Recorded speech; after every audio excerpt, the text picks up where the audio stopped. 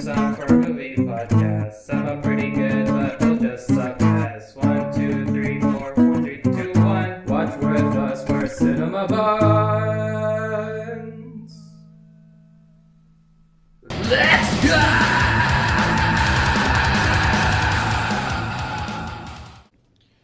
Hello and welcome back to Cinema Buns. I am Death.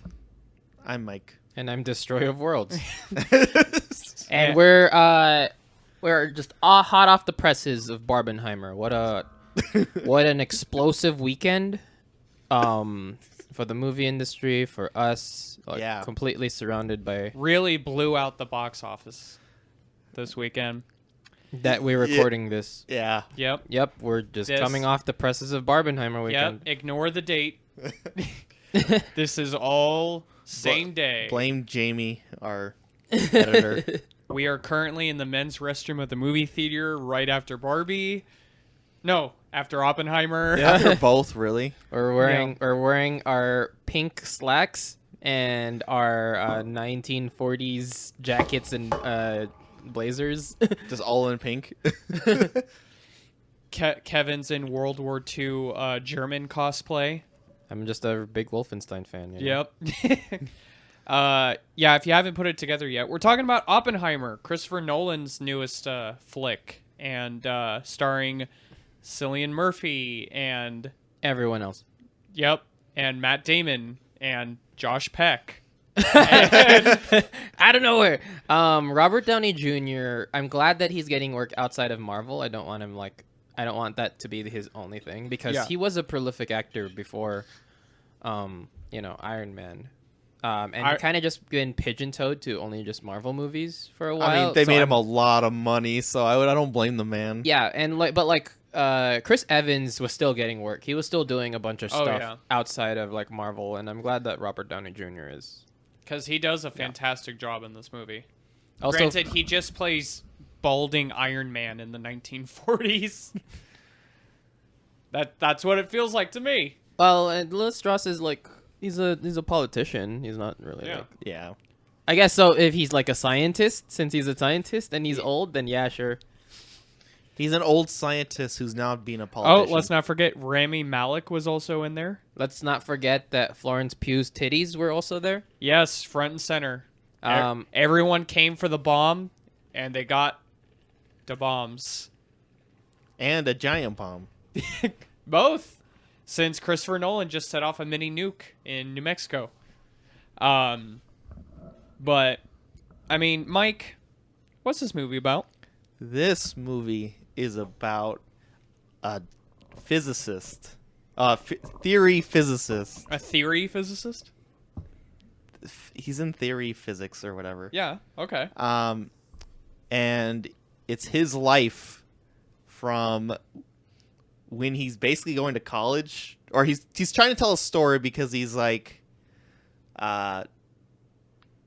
through an interview for his clearance, and this is the whole back, and it's just a whole flashback of him explaining his whole situation. The movie's a little bit because it's during Nolan's the prime other of the film. Red Scare. Yeah, it is kind of We're kind of in 65. Well, the majority of the movie technically takes place in around the 50s. Right. And then Except for the parts that don't. the ending takes place in 1965. Well, that technically not the ending because it starts like that. Well, It's because it literally starts him sitting in front of everyone now I'm going to explain to you my story. No, but literally No, the I mean, ending, the of the ending movie before is the in credits. 1965. Yeah. Or I think the movie takes place in the 60s. I'm not sure when Yeah, Strauss was getting elected into or getting chosen and cleared for the presidential cabinet because I don't really know which president they were talking about. Mm-hmm. Because I don't think it was Truman, but yeah. So it's like Nolan's previous work, Memento, where we're just stuck in the middle of a movie, and then the movie is either one flashback deep or two flashbacks deep. Yeah. Sometimes. And the way to kind of they've kind of illustrated that is that modern time when the movie is actually taking place is in black and white, and then all the flashbacks, which is the most of the movie, is like in color. which is a really cool idea. I like that. We should also preface this that 2/3 of us saw this in film and 1/3 of us saw it in regular digital. Okay. Yeah, that's true. I had to take my family. And you couldn't take them to the... They were all sold out. You didn't kill people to see it? I mean, I would have if I could find out who had the tickets. you have the German in you. Just do it. You motherfucker. But yeah, it's definitely, again, this kind of is a trait of Christopher Nolan movies. You got to pay attention. Yeah. Because the movie does a lot of hopping back and forth between, like, the different periods of time. Yeah, And- it's not a straight line. The No. movie does not move in a straight line, and it kind of like jumps around a lot at different points of Robbie's life. Mm-hmm. And then sometimes it would go back to the present, and then they would make a reference to something that happens in the past. So we're going to visit like a certain period of time for a second, and then Yeah, and then it goes back to yeah. present. It's really cool because, yeah, it does start, like, with him, like, it's because, yeah, it starts in the flashback, but after the bomb's created, and after that, all those events, and him just being, like, a teacher now, right? Oppenheimer. Yeah. No, he No, was no. not a teacher. He was a teacher at one point, He was a but professor at one point. But at the point of the movie where he's getting, like, that interview you were talking about, He's like not in Is- getting indicted, but like Yeah. he's just his legitimacy is being put into question. Right. but we're getting ahead of ourselves. Yeah. So like every I mean, it's not. Are we're we- spoiling history. I would at say you this can't point. really spoil history. So like the every Nolan movie kind of has a twist to it, kind of like a mind breaking, like oh my god, like expansion thing through it. This one is the most kind of like grounded and subdued in his Yeah. previous ones. Whereas like one is like, oh, humans are fifth dimensional beings in the future and they're telling us how to solve our problems, or like, is this dream real, or like, I'm actually supposed to stop myself from the past in order to continue the loop to Yeah. keep going, and I'm supposed to have my friend die and whatever. In this, it's just a dude explaining his life story. Well, the like, twist these people. the twist in this is that it's that like kind of Strauss plotted Yeah. like Oppenheimer's like downfall. Yeah. Like because his entire like panel of judges and like people that were questioning him is like crafted by him, Yeah. and then it's the events that led up to them officially questioning if he deserves the security clearance was Right. set up by him and accomplices and whatnot. Right. and then it's like basically like both Strauss and Oppenheimer's characters is like reputations are on the line. Mm-hmm. And that's technically what the movie is about. It's just like one person trying to destroy another. But it's like framed around the creation of like nuclear weapons. Yeah. So I will say one thing I do like about the movie is that Christopher Nolan is able to like draft it's a character piece about Oppenheimer and kind of build his reputation, his legacy, his intellect, everything around who this character was.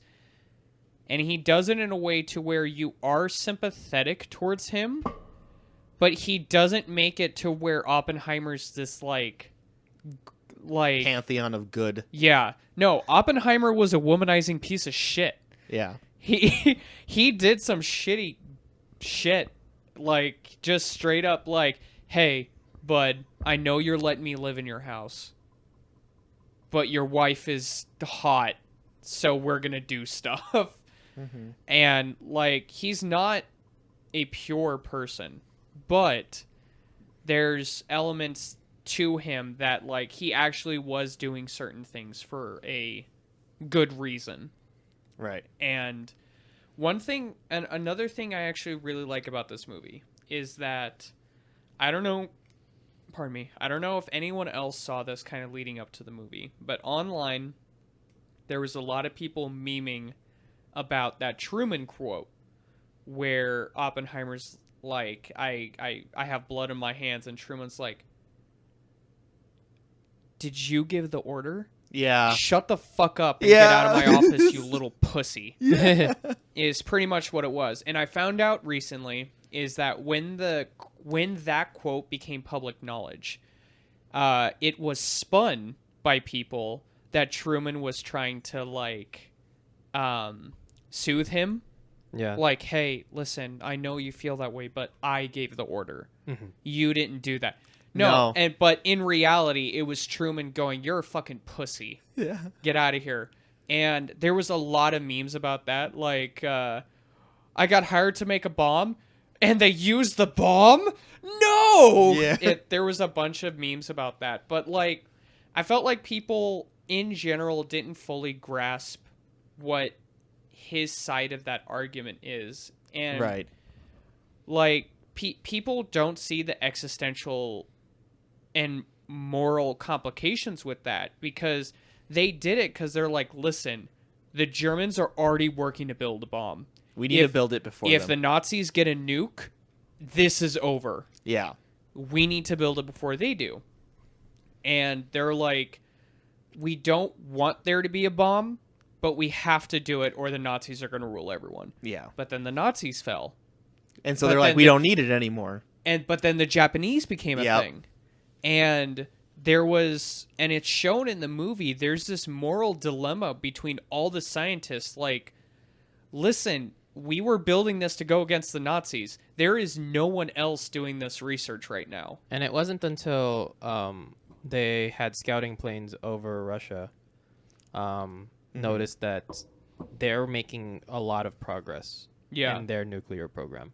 Yeah. And so it turned in it like felt like sowed the seeds of the Cold War. It established kind of just like, even though that the Soviets and the U.S. were allies in World War II, that there's the beginnings of a rivalry. They were allies out of convenience and nothing more. Right.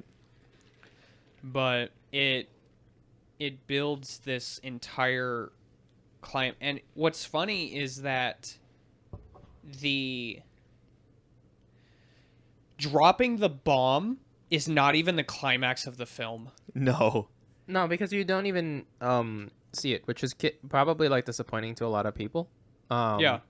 Mm-hmm. But like it wasn't really the point of it. No. If this was made like by someone else 20 years ago, Michael Bay. then yeah, no, you'd see a bunch of like sick ass nuclear explosions. Because this is definitely like anti-nuke film for sure too. On top of that, Yes. That's what. But that's what Oppenheimer's career turned into. right? And in doing so, like turned him into an enemy of the state. Yeah. Yes. And which is like ultimately why Strauss like also wanted to put him under. Yeah. And it's because, yeah, the nuke dropping is not the climax of the film. And I like the way that they kind of visualized Oppenheimer's kind of realization of what he's done and the damage he's wrought. Like, just seeing those visions of, like, the charred corpses and stuff. And I will say this. I had said before the movie came out, there is no way they're not going to show, like, images or videos of survivors of the nukes. Right. There's no way.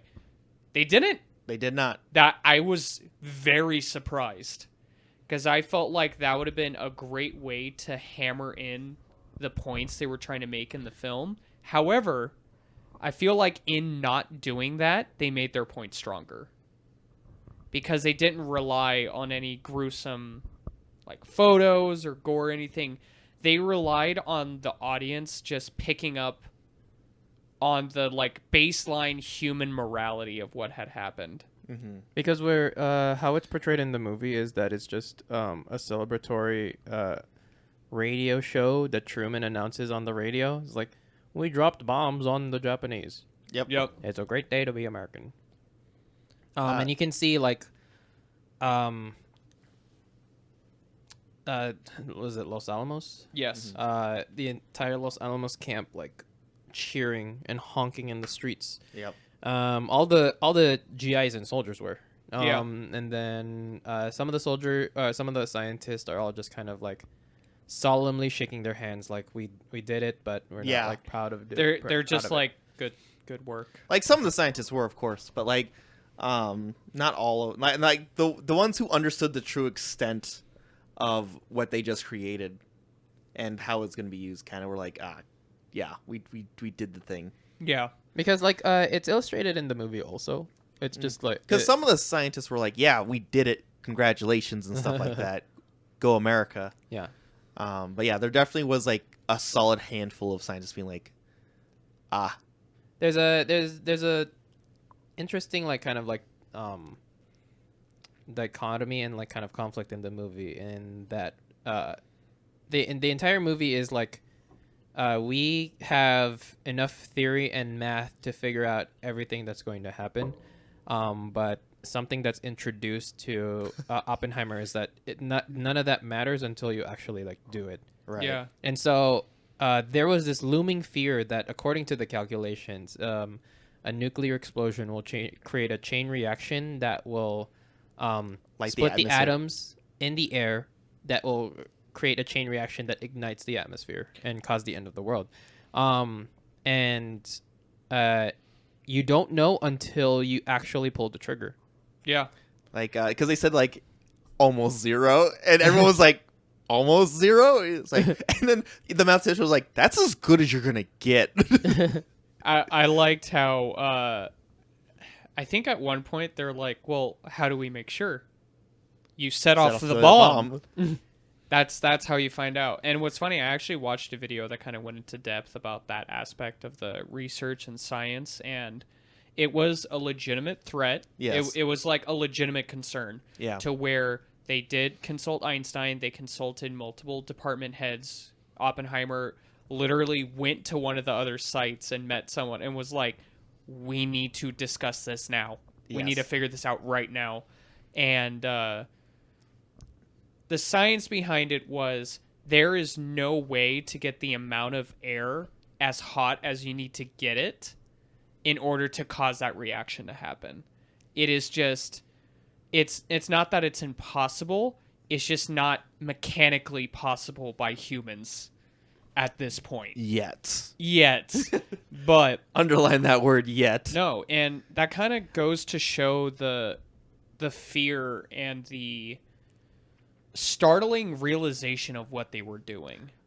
Is that like Also, there was like a grim joke in there of like them making bets yeah of like, will it happen? We don't know until we do it. But here, take a bet. It was also like they were doing bets on the destructive the power. output. Yeah, it was like how many kilotons. Yep. Yep. It's gonna be. The general one time asked like, what we should be expecting, and then he's like, oh, there's a chance that we might set the world on fire. He's like, what? No, don't worry it's about almost zero. It's almost zero. He's like, almost zero. It's like, how about not at all? But yeah, it's kind of back to what Kevin said earlier, is that like the antithesis of this entire movie is just man trying to destroy man, Yeah. both in war, career rise, personally, everything. That's the entire movie. Yeah. And it comes up so often, because like even at the very beginning, so Strauss, Robert Downey Jr.'s character, is initially introduced because he's talking about how he invited Oppenheimer after the bomb had gone off to become like the department head of his college, which came with a free house, a bunch of money, a bunch of research, blah blah blah. And he's like, oh, I don't know if you met him. Albert Einstein is over there, and Oppenheimer's like, yeah, we're friends. I'm gonna go say hi. And he goes and he talks to Einstein, and then Einstein turns around and walks past Strauss, and Strauss is just like, he just becomes, you could almost say, narcissistic. Like, he soured him to be. Mm-hmm. He soured scientists to me. He put him against me. Yeah. And it's this like jealousy and this rage at each other for perceived slights and actual slights, and it just keeps building and building and building and building. until the real bomb of the movie goes off during the hearing. Yeah. And it's Where Rami Malek just shows up and starts saying, "Ayo, ayo."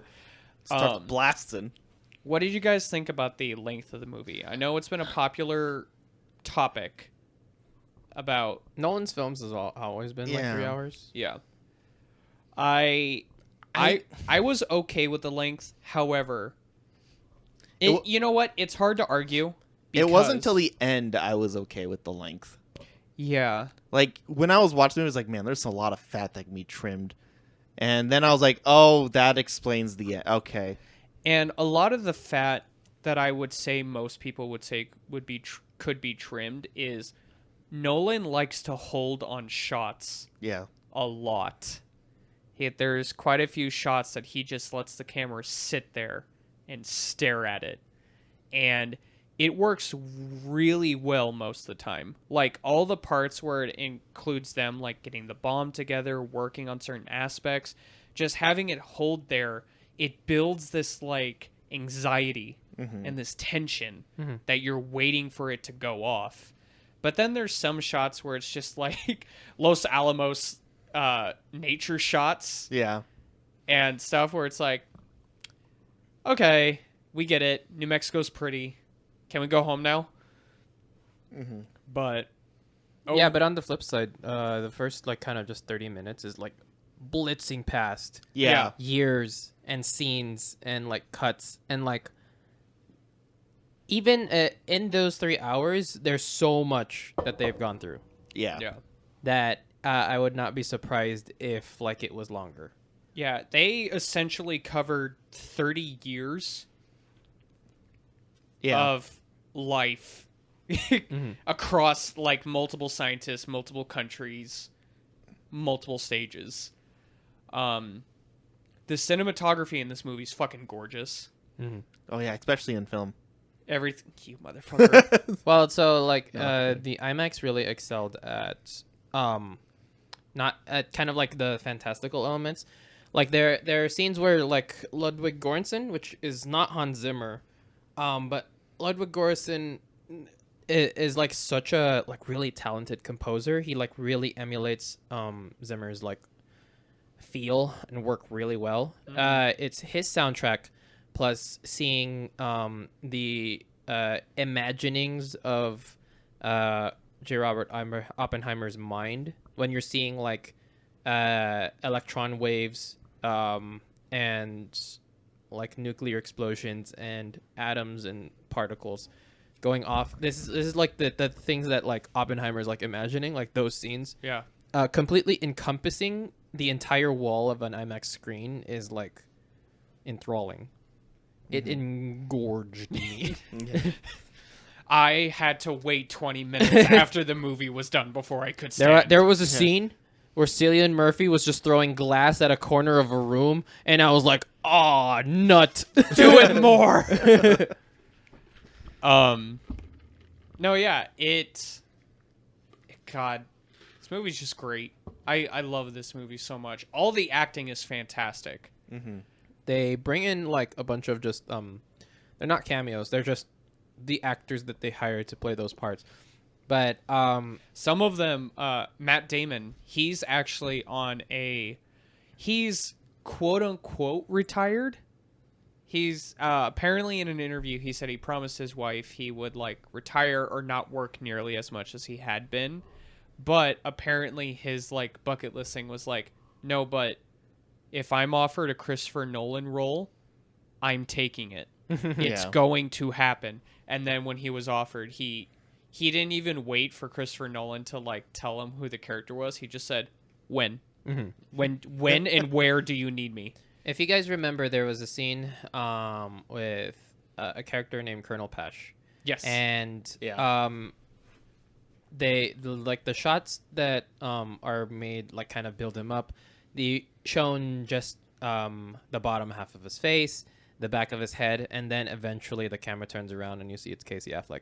It's very funny, but it's like Casey Affleck then completely takes over that role. Yeah. And has become the most like menacing, like scariest military officer you've ever seen, where you're like you have to watch everything you're saying because he can like turn you into the nation's enemy Yeah. at any moment. Yeah, because his character is like explicitly supposed to investigate possible spies and stuff like that, and especially during worked World with, War II, Yeah. that was a thing. Yep. And Oppenheimer was bringing up concerns he had, and he's like, "Oh yeah, Who? when did you hear of him? When can you be more specific on Yeah. Yeah, who on the characters that who was that it? you talk to? Yeah. Oh well, it was a friend. Oh, When was it? interesting. Huh? How did he hear of it? Yeah. Oh well, you So know. what you're saying is that someone that's in the program, a scientist? Can you be Well- more specific on who it might be? Well, that's not what I'm saying. Is oh, this a- so is this it's a- not in the program. Is this a friend of yours? Yeah, How many friends do you like? No 'Cause- bitches? because I feel like I think some of the best written villains are not the ones that are maniacally laughing and talking about how they want to kick puppies and stab a baby. It is the ones that are so menacing because of how polite they are.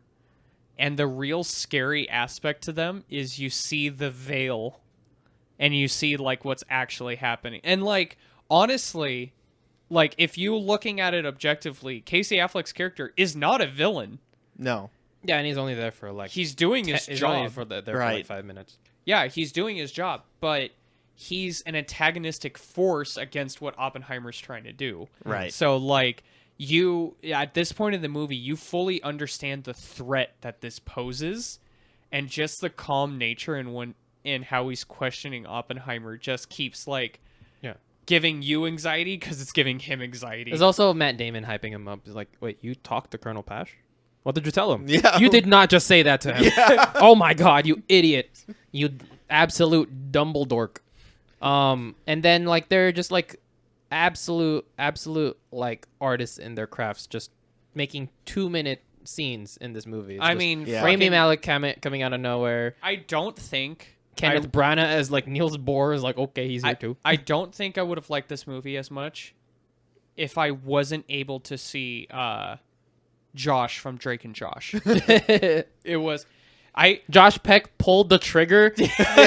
dude, it fucking threw me through a loop. Just all of a sudden, what? Josh Peck? Why? Why? Why is he there? But no, I don't.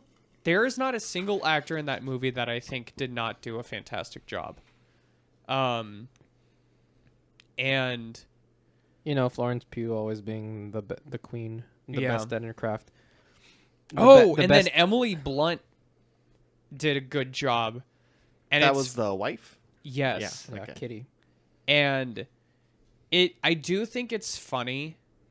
Not funny, but I think it's interesting how they definitely brought forward the darkness that Kitty had, but then they don't fully address it at any point. Yeah. Just letting her baby cry while she's getting drunk. And he's like, "Are you gonna take a? I've been taking care of him all day." Meanwhile, she's already down half a bottle of liquor, and then like he has to get worried about keeping the kids home alone with her at Yeah. one point. It's like, are we not gonna address this fully? And it's fun. I mean, and- you see it like near the beginning of when they met. You see the signs of like oh yeah, she doesn't want to be like a housewife or anything like that. Or if she doesn't want kids. And Yeah. And so I was like, that's gonna be I saw that right away. I was like, that's gonna come up later. that's gonna become an issue. Yeah. No, what was what also kind of what, and I was okay with it, especially because I forgot Gary Oldman was also President Truman, Yes. and he was also Winston Churchill, Churchill. and so I was like, that's funny. Playing two figures in World War II. I know one thing I liked a lot was that, and I'm actually glad they didn't address the thing with the wife, because it kind of also, you're coming at it from the perspective of Of him. Oppenheimer. Yeah, he's not gonna talk where about- he's like, one, I'm not going to talk about it. Two, I've got way more important things I need to deal with Yeah. than my wife getting drunk and neglecting the children. Yeah. But yeah, for those that don't know, promptly after the nukes were dropped, Oppenheimer went on a massive scientific campaign through the media, through the scientific community, through interviews, actively talking about we need to place regulations on everything regarding nukes. We need to limit how many we make, who makes them, how we make them, if we make them at all, maybe getting rid of them at this point. Just a massive campaign to do it. And that was part of what we covered earlier of like, there's a famous quote like, I am death and I am the destroyer of worlds, that he's quoted. And it's just like, yeah, nukes, everyone jokes about it. There are enough nukes to blow Earth away 5 times over. I think they addressed it too. Like, they were aware of the amount of life going to be lost immediately after the bomb, but they weren't fully aware of the amount of life going to be lost after like the bomb has like already like been blown up. Yeah, so like the statistics were coming out afterwards. Yeah. That the initial explosion like completely vaporized like 10,000 or so people, but over the coming weeks, like hundreds of thousands, and that were messed affected and, that like, messed killed. with them. Yeah. Which, like, I think that would mess with anyone. Right. Because they were like, yeah, this is about how many people are going to die in this explosion. Because radiation was not like a really a thing that people considered. Like, I think they did, but they didn't realize the extent. They were aware of it. So, funny story. Mm-hmm. Do you guys know about the Demon Core? Yeah. You No. do. Do you? No. Okay. This was during the development of the nuke. They showed it in the film. It was like the Demon Core. They don't. Oh, yeah. actually. Okay, I know what you're talking about now.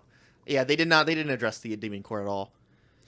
That's why I said they were aware of nuclear, but they weren't aware of like how bad it would be on that scale, like on a scale like that. On a scale like that, no. But they knew how bad radiation was. Yes. Because for those that don't know, the Demon Core experiment is a famous experiment done by a scientist who is a fucking moron and didn't do what he needed to do to make it safe. Hey, that screwdriver was gonna hold, all right. So basically, the way that the experiment worked is that if you took plutonium and put it in a sphere of some, I think it was tungsten? a certain type of metal or It was like something. tungsten or but if something, you I don't put remember. it in a sphere, it starts reacting with itself and producing and outputting a shit ton of radiation, like more than it would normally. Mm-hmm. So, But you have to be very careful because if you let it close, yeah. but that's what happened during the experiment. They had 2 screwdrivers, one that just kind of, they would hold it open, and the other they would twist in order to make the sphere close and open and stuff. And they were reading the outputs of the radiation, showing, okay, it's getting more, it's getting less, it's getting more, or whatever. And yeah, They had safety procedures, which is still wild to me, and they just they weren't following them anymore. no, because yeah, the guy was holding a screwdriver in one hand and messing with it with the other, Yeah. and then something happened, a glass broke or whatever. Because and you're not supposed to use screwdrivers. They have like these plates you're supposed to, or these like. They had apparatuses Yeah. to hold them. Yes. And they didn't use them.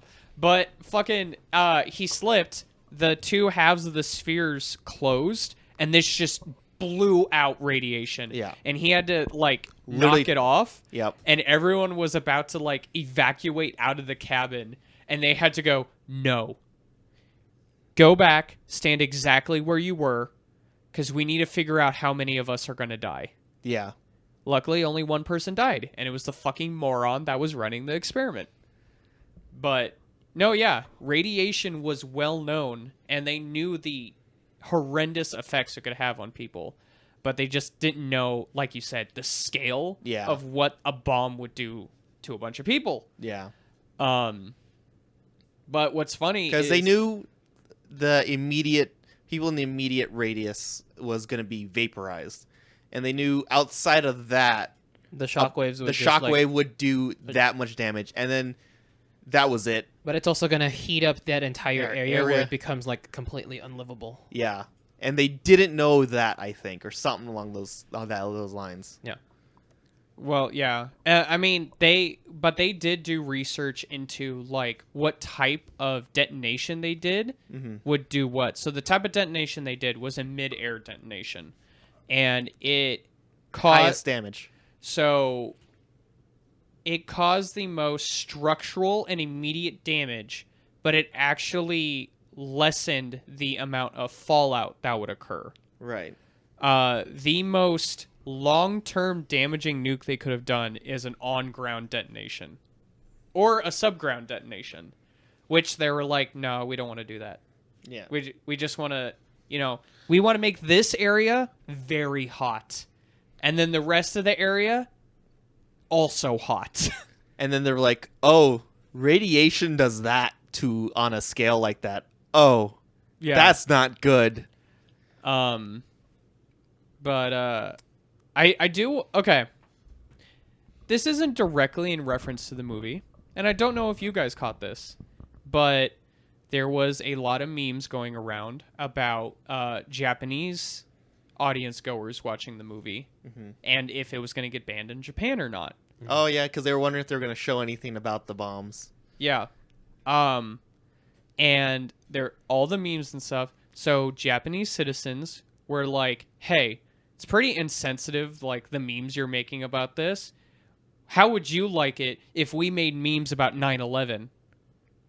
Not knowing that Americans love memes about 9/11 because they started making the most. I think I think Gilbert Gottfried was the first one to pull the trigger. I think what other countries don't understand about America is we make fun of ourselves way before anyone else will. The most unhinged meme that made me laugh my ass off was it was a raw screenshot from I think it's 2chan Yeah.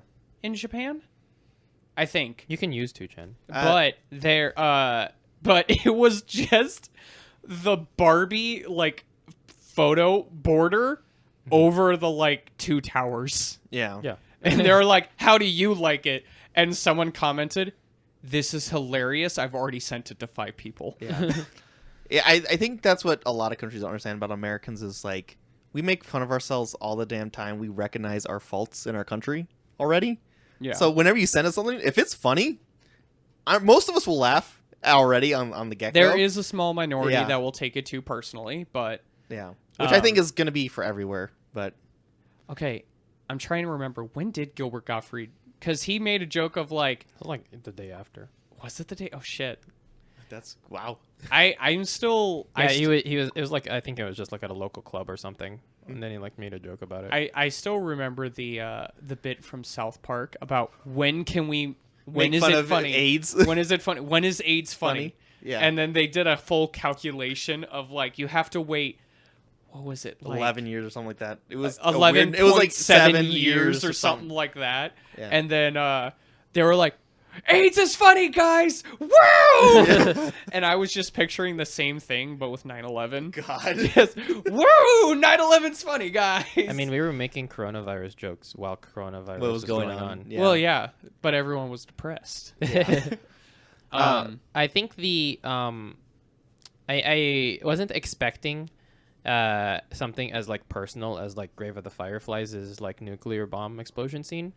But I was wondering if like they were going to like you said just show aftermath and like down to the ground results Right. of the explosions. But then again, I think this movie is also based off of a memoir.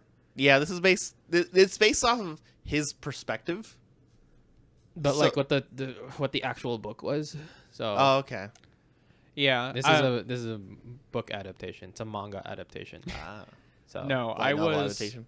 Yeah, This like isn't I just a said, I biopic. was legitimately surprised they didn't do that. But in the end, I think it worked out better. Yeah. Because I know one scene that kind of hammers it in is that Oppenheimer's showing like slides to all the scientists, like, Oh yeah, of it, and no one else. We Here's- don't see it. Yeah. here's ground zero.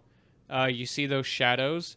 Yeah, it was so hot that the casualties vaporized. And you're watching their reactions to it. You weren't watching the whatever they were this is seeing. and it was like this is a week after. Yeah, this is like This a week 2 after. weeks after. Yep. And everyone's just like Oh my God. disgusted and Yeah. horrified and stuff. And like, I feel like at this point, history buffs definitely have, but I think the everyday person has seen at least some photos, some videos, something about what the immediate aftermath looked At like. least here in America, we do.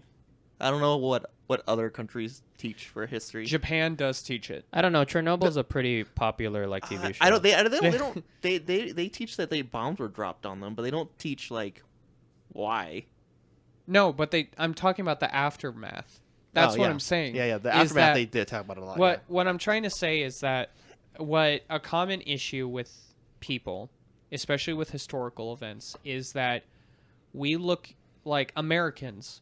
We look at it from the perspective of the victors, the winners, the conquerors. We look at it as like, well, they deserved it, blah, blah, blah. Yeah. And what this movie tries to like confront you with, and what some other movies have attempted to show people, is that, yeah, you won. Do you know the price of that victory? Right. And it was also like, because there was a scene where Oppenheimer was trying to suggest what to do with the bomb. Right. Can we just stage a demonstration to show how powerful it is? And can we fire it off at like some rural village where there isn't anyone there? right. And they were like choosing targets, and like Oppenheimer had to choose targets. Yeah. And then it was like Hiroshima, Nagasaki. He's like, Well, he was kind of not really wanting to do those ones.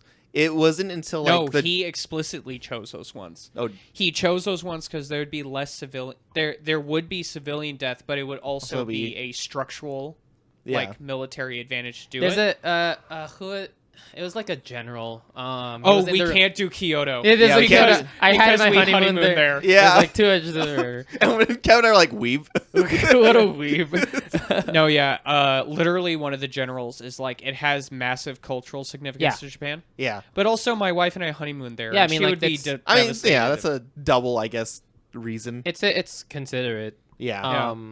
I mean, like I don't know if enemies of the U.S. would be considerate enough to not like bomb Mount Rushmore or like New York, New York.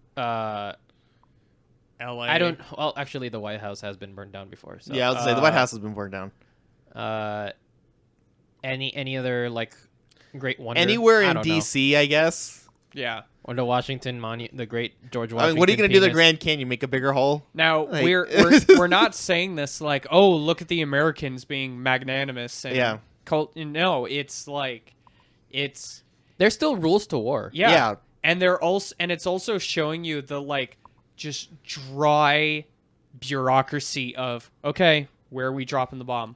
Because you got to think like, what's enough to like Scare someone. like they're hurt their trying to morale to get them to give up, They're trying but to not pretend to give up. Yeah. yeah. to Because if you surrender. destroy like something that's really significant to your culture, that usually does the opposite effect of what you want. Especially because they know the Japanese are really proud.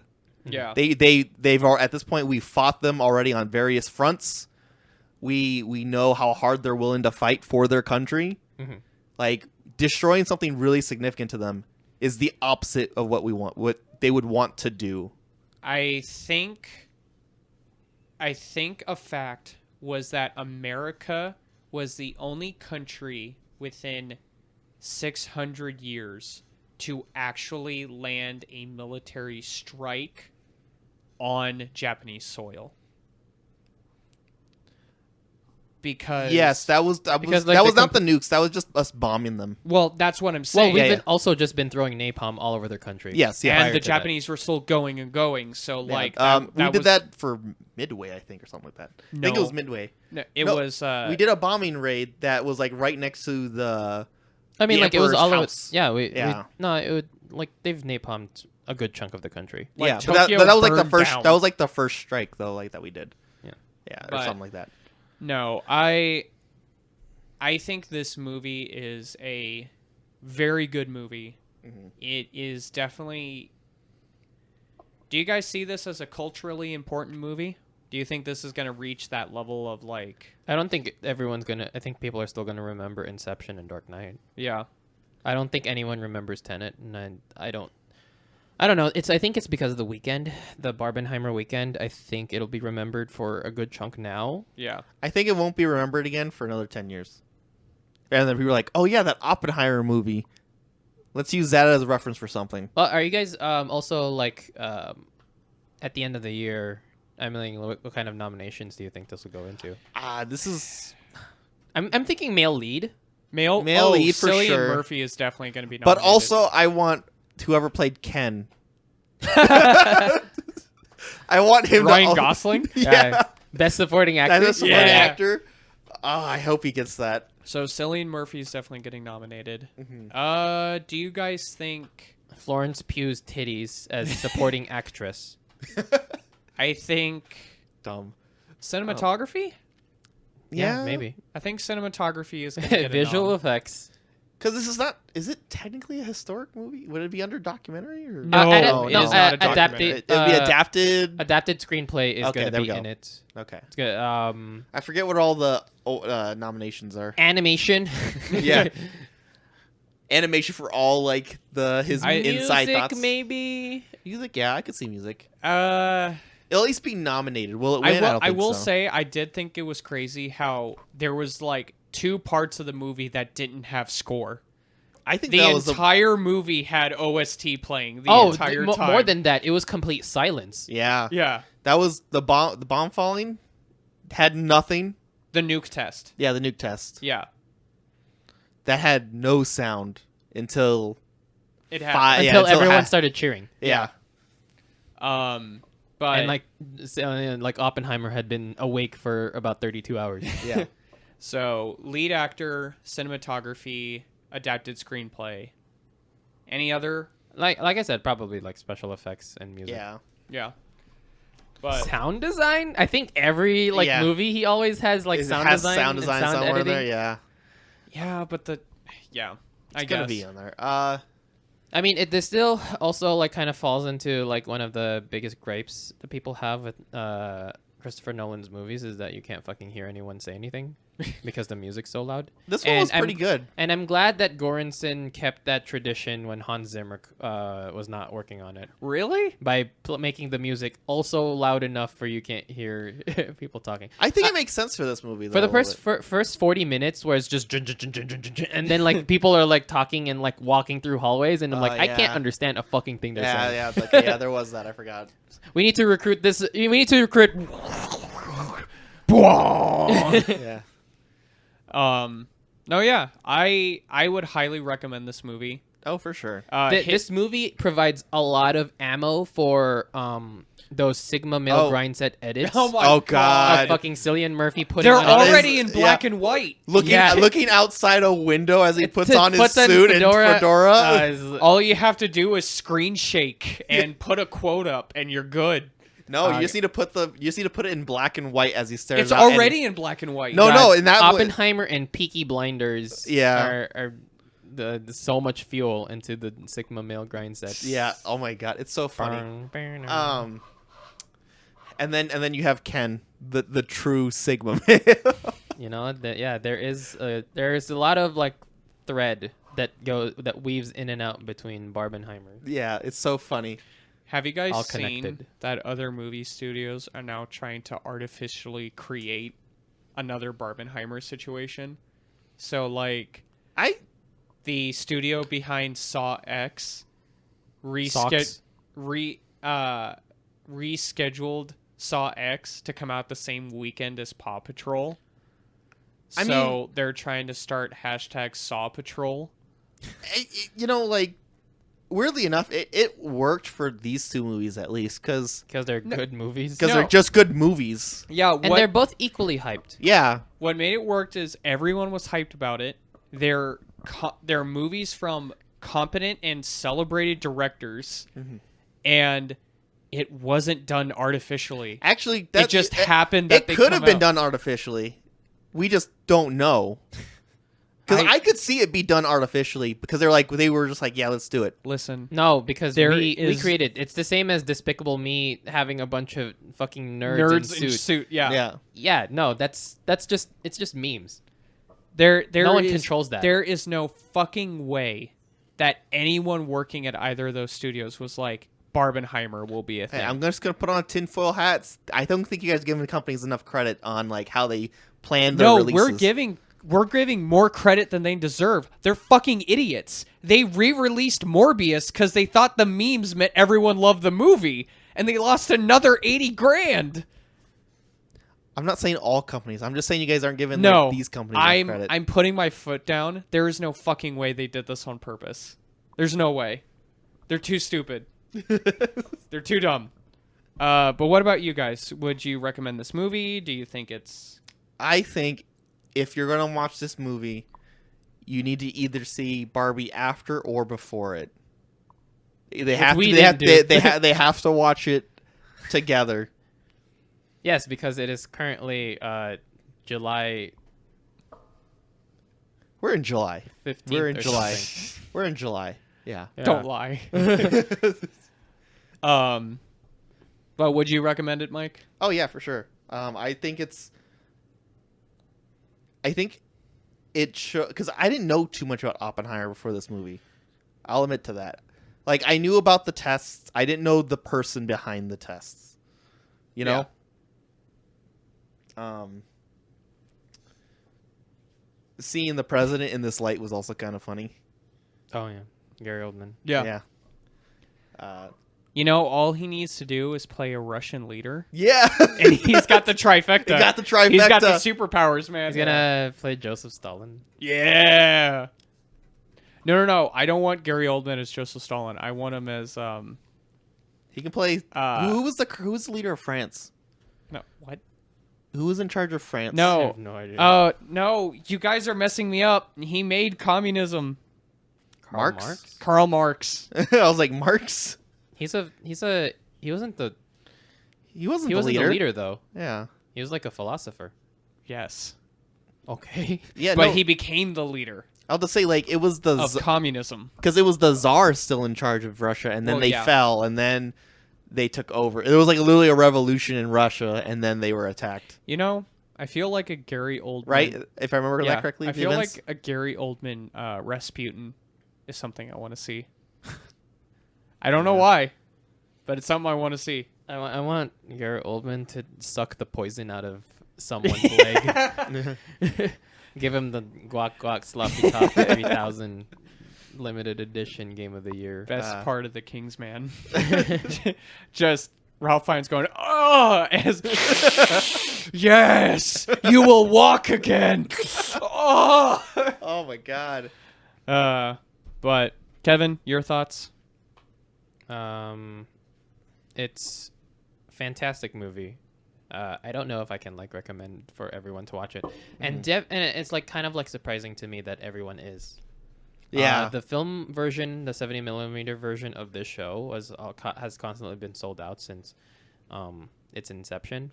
Like, Kevin and I had to give Guac Guac 9000s to get in.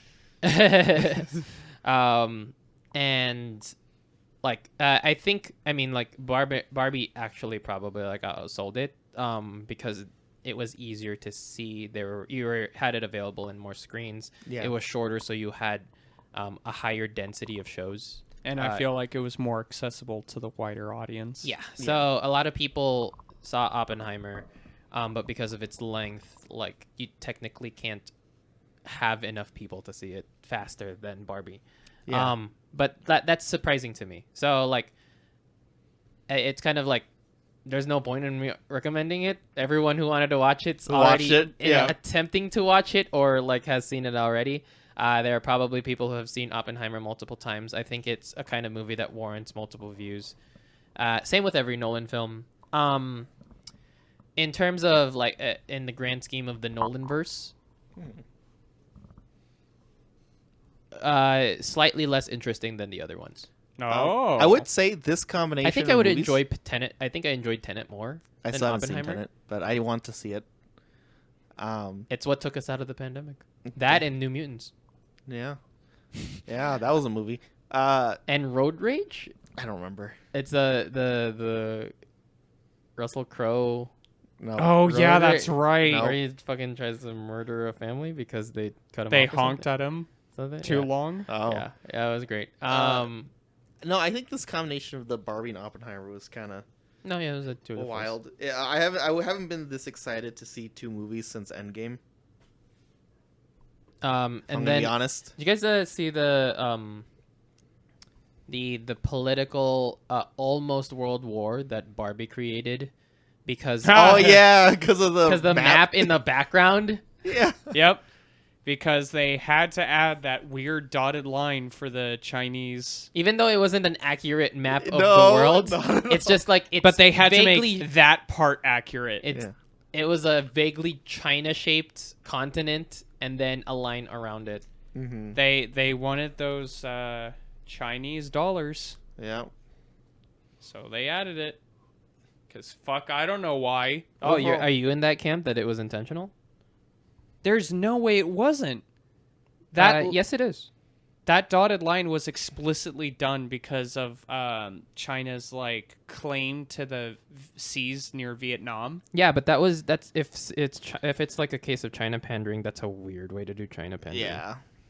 I mean, but like you said, it was supposed to be it was not a very accurate map of the world. So why add that?